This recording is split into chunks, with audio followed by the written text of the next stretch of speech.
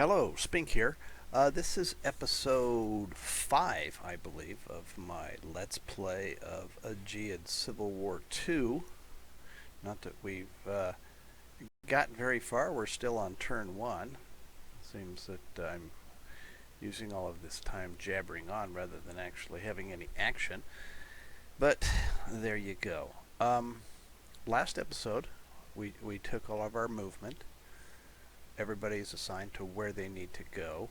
We have a couple things to do before we process the turn. The first thing we want to do is do our production of units. And before we do that, I think it would be good to talk a little bit about where these assets come from that we use to build units. So let's talk about that a little bit. We have money, which is, we currently have $750,000. We have 300 conscript companies, and we have 125 tons of war supplies. Now, where do these come from? The answer to that is they come from your cities. So let's pick a city. Baltimore is probably a good city. We don't want to look at the military units. We want to look at the city assets themselves. If we hover over that, you can see what's in this city. But if we do Control click, that allows us to see what's actually in the city. This shows us the industrial sites, the harbor, the city itself, rather than just the military units, and that's the Control click. Okay, if we look at this, we'll see that the Baltimore depot, this is just producing supply and ammunition, and it does have some land construction capacity of 26 here, and that comes into play when you're actually placing your units, but we'll ignore that for now. This Denmead shipyard here, this produces 2 money for war supply. So if we look at that, 2 of this 750 came from there, and some of that war supply came from there. The 4 war supply. We do have the Pikesville arsenal here. It's producing money, producing some war supply, some regular supply, and some ammo. The harbor itself, this is strictly supply and ammo. The city of Baltimore itself is producing supply. So it's really, if you look at what's producing war supply, it's war supply. It's going to be these installations such as that. If we pop down to Washington, let's see what Washington has got. We're going to do a Control click. A Navy yard producing 2 war supply. We have the Columbia Foundry producing 8 war supply, quite a bit here. Harbor, no. The Washington itself, no. Let's look at somewhere like, say, is this Harrisburg here? No. Whoops, screwed that up. Let's put them back down here. Harrisburg, right here. Okay, Harrisburg, that's probably industrial. There's another arsenal there producing. Anyway, you get the gist of this. The various installations in your cities are what are producing. There we go. There's a good one. You see all of this kind of stuff in here. These are what are producing these assets that you use to produce your units. We produce money, we produce conscript companies, and we produce war supplies. And these are what we use to build our units. So we'll go back to the military recruitment mode, and we have 2 filters for the military recruitment. Right now we have every single unit that we can recruit, and this particular display is not terribly useful for finding what you want to find. They're in order of cost. From this Rangers unit is the lowest cost all the way up to whatever's the highest cost. This right here, we can put a filter. We can say show me infantry, show me cavalry, show me artillery, garrison and fortress, other land units, and naval units, ships. And off to the other side, this controls the region that we're going to look at. So for instance, say we took the Rockies region. This is all that can be produced in the Rockies region. We can produce some cavalry and a few boats. The west, we see that encompasses Missouri and Kansas.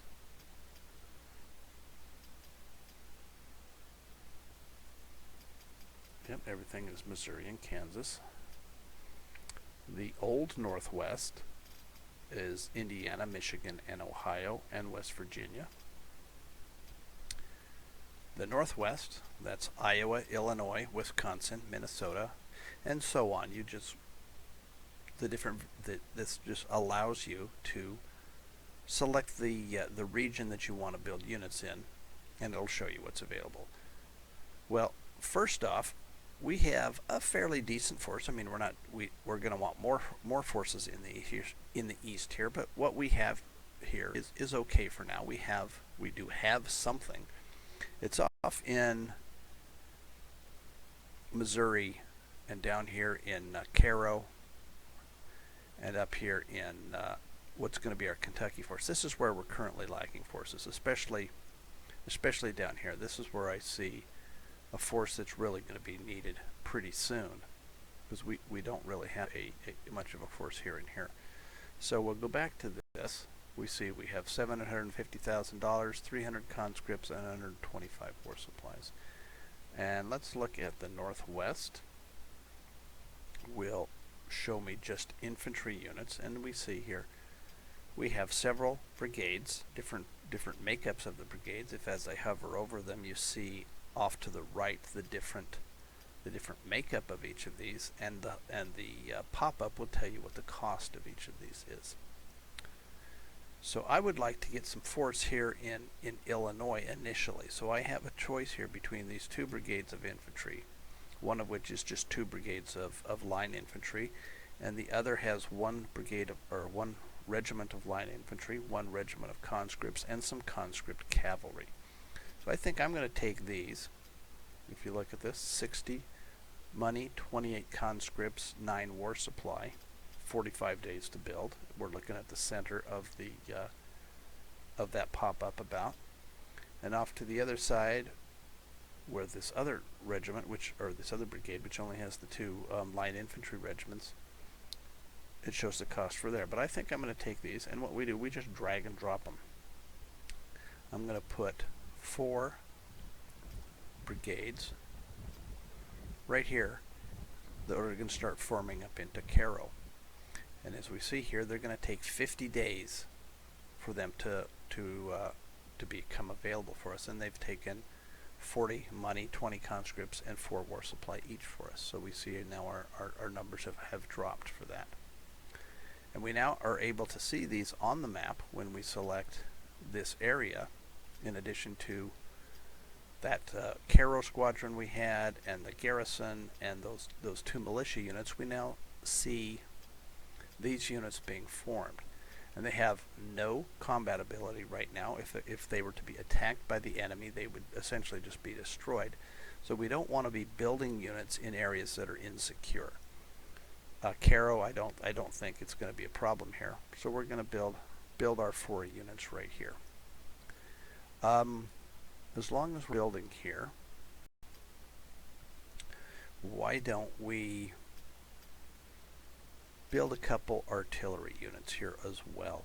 We have in Illinois, we have the 20-pounder Parrott rifles, and we have these 12-pound Napoleon smoothbores that we're going to have the option of building. 35 money, 3 conscripts, 12 war supply. The Parrotts are costing more. If we cared to see what the difference between the various units are, we could bring up, clicking on the icons here, and we could look through the values to determine what's what, and pick what is most appropriate for what we're trying to do. But I'm just going to pick the cheaper one at the moment, and here's the thing about this. If you double click these, it will focus on where you can build them. Here's Illinois. These are the various places in Illinois that you can build them. If you recall from when we were looking through through the various facilities that were in each town. There was occasionally things that, let's see if we can find one of these, that had right here land construction capacity down here 6. So these are going to highlight the places you can build these units, and those are going to be locations, regions that have this land construction capacity. And so you can't just build everything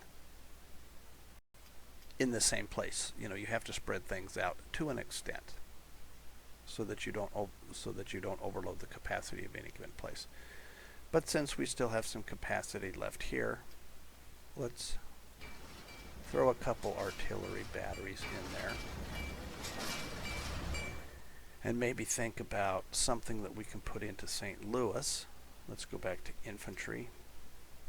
We used our Illinois infantry down here. Maybe some Iowa infantry.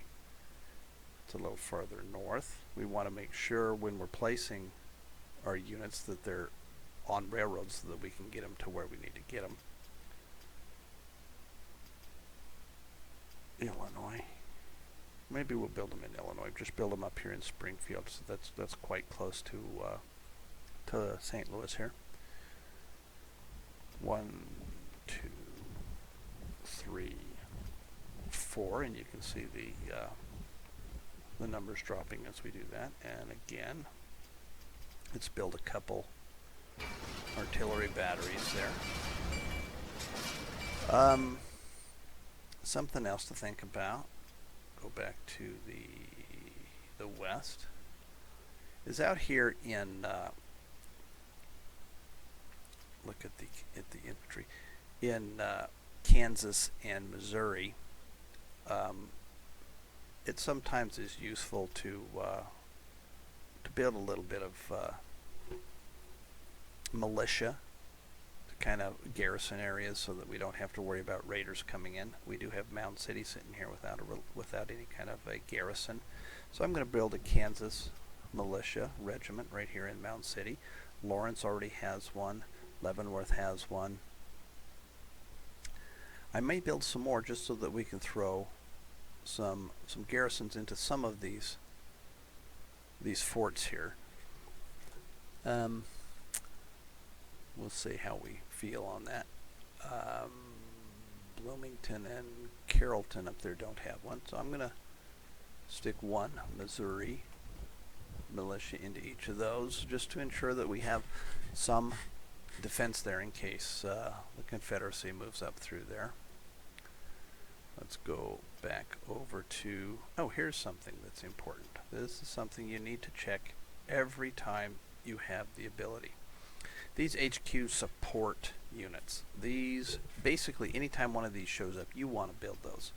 If you look over at this, each one of these provides a medical service that gives a 15% cohesion recovery rate to all other elements in the stack, so your cohesion improves more quickly.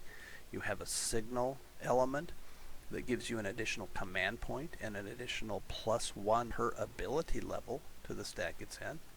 And this one especially is really good. The Training Master. It provides 1 experience point every turn to all the units in the stack as he's drilling them. This is awesome. If you recall when we were looking at McClellan and his ability to turn conscripts into regulars, this one here is going to provide experience to our troops. This is amazing. Anytime you have one of these guys, you want to build them, and you generally want to build them into the areas where your big stacks are going to be. They don't have to be in an army, but generally that's where you're going to want to put them. So we're going to take this guy and we're going to build him in Washington, and we're going to use that to start building our our forces here. Now we have a something similar to that HQ support, but it's not as multifaceted. So like here we'll have this signal company, for instance, and it has that one additional command point that the HQ support unit had, but that's all this has. And then we have a medical unit that is a similar thing. This has the medical thing. These are very useful, especially when we start having cores. When we start thinking about when manpower becomes much less of an issue. Right now, we're going to be really building up forces, but we're also going to want to keep these in mind. These support unit, and the support units is also where we're going to be building our supply trains. It's in red here, which means we no longer have sufficient resources to build those. You can see this takes 48 war supply to build this, and we only have 31 remaining, so we can't build another one of those. We'll go back to infantry units, and we'll go to, I think, Mid-Atlantic, which is Mid-Atlantic and New England is your Eastern Theater, and we'll throw out some brigades of infantry out here. Find something. Pennsylvania infantry, New York infantry. We'll throw out some Pennsylvania infantry up around, say, Harrisburg. We'll build a few of these up here. 1, 2, 3. Oh, we're out. So now we don't have sufficient units to build the rest of those. We could throw out some of these other things, but I think that's good for right now. So that's pretty much where we're at for our building of the construction units. So there's one last thing to look at, and that is the regional decisions. If you click these little card symbol there, this is our regional decisions. These are the little things we can do to add various things. We have several things that allow us to increase the infrastructure of regions. We have some things that allow us to collect supplies through various things. We can do a draft to gain conscripts. All of these are going to have a cost. We can do things with martial law and habeas corpus, which will affect the loyalty in regions. And again, this has a filter as well, so that we can select different types of the decisions that we can do in any given place. What I like to do initially, assuming we have some money, is use this telegraph line. I like these because it spends $10,000 and we gain 5 victory points. So essentially what this lets us do, in addition to it increasing the development of the region that we're putting it in, it lets us buy victory points. And as the North, money is usually not a problem for us. We're a little short on it right now after building some things, but we have vast resources as the North.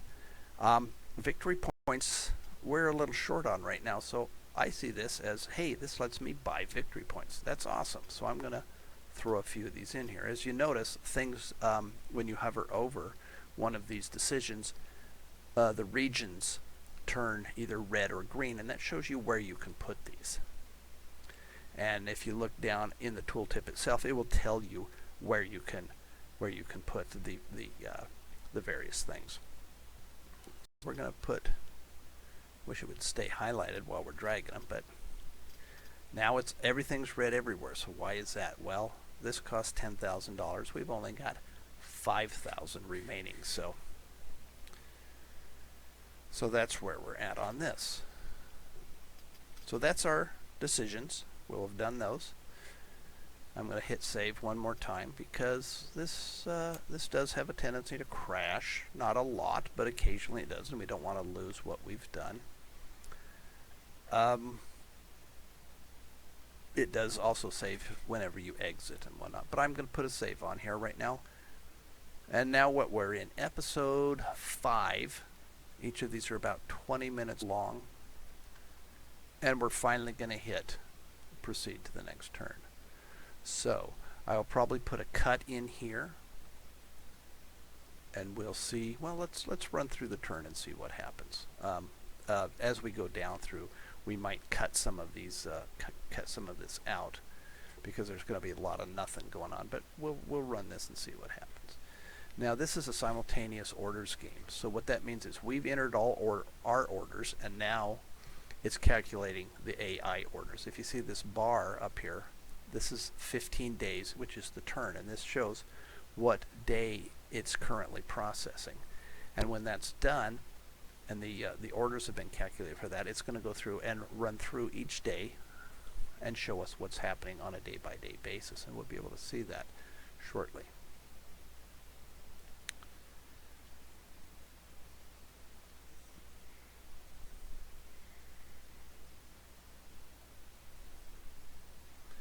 Okay, so now it's processing the day. We're going to see it walk through day by day. We're able to see what's going on behind enemy lines when we have places that have high levels of Union support, or if we've got units nearby. So here we see some transports coming through. Hopefully our guys will intercept them there. And they don't. See a cavalry unit moving through up here. And this is where that setting in the game where you can do the delay on move on the AI moves, and that's what I like to. I like to see what's happening during the AI move rather than foot.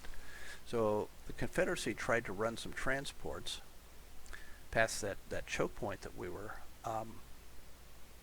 patrolling here. We inflicted 6 damage and 120 cohesion damage on them. They inflicted no hits on us and 52 cohesion hits. So we sunk these 2 Nashville transports, and all we took in return was these cohesion hits they inflicted on us. You can see each element, it will tell how many hits they have and how many hits they took and what their cohesion level and what they lost on there. And these various icons, you can hover over those and the tooltip will tell you what each of them mean. Sometimes that's neat to watch stuff. Deadly fire ravaged the enemy rank.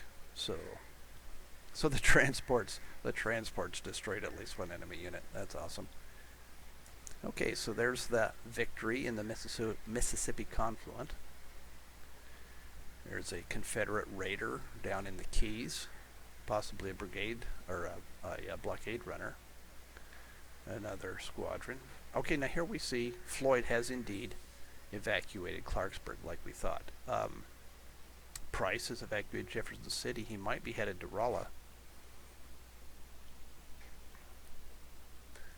That squadron's moving through the Great Confluent there.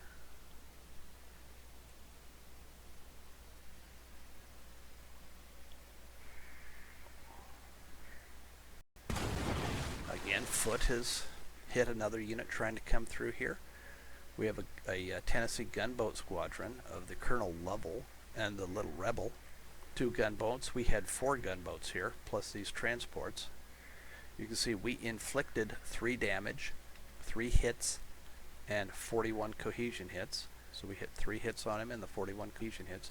They inflicted 5 hits on us and 69 cohesion hits. So you can see that all hit on the 2nd gunboat squadron. Since this could take 12, it's likely that 6 would have sunk one of these guys. Depending on how these hit, they may have all hit against one, or they may be split between the 2. In spite of the fact that we took a little more loss, that was a victory for us. We see some Confederate units starting to look at what they're going to do out in Missouri there. Or Pulaski has something going on. I don't know why we get to see. Oh, here we go. The Battle of Manassas, First Bull Run. Looks like where's the rest of the where's the rest of the Confederate army? This is not Beauregard. Who is this?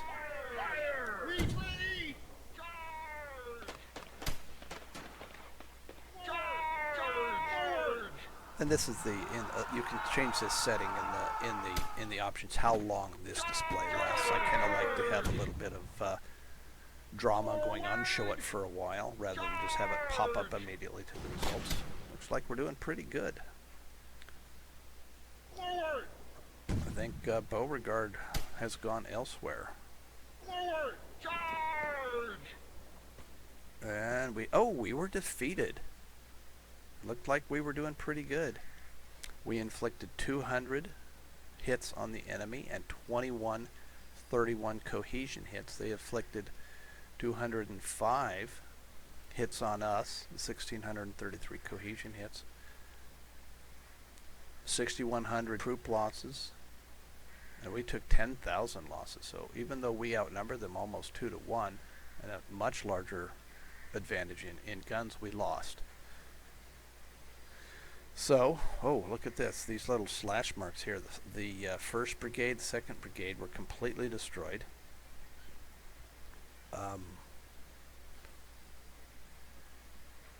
We had 21 elements. An element is the individual regiments. 21 regiments routed during the battle. We didn't take any prisoners. No surprise. Everybody had ammunition. Everybody had supply. With the Confederacy the same way. Tooltips in this game are your friends. There's so much. Almost everything you hover over is going to give you a tooltip with some information on it. And a lot of this is just not in the manual, but there's just an amazing amount of information available. We had some, they were entrenched, which helped a great deal.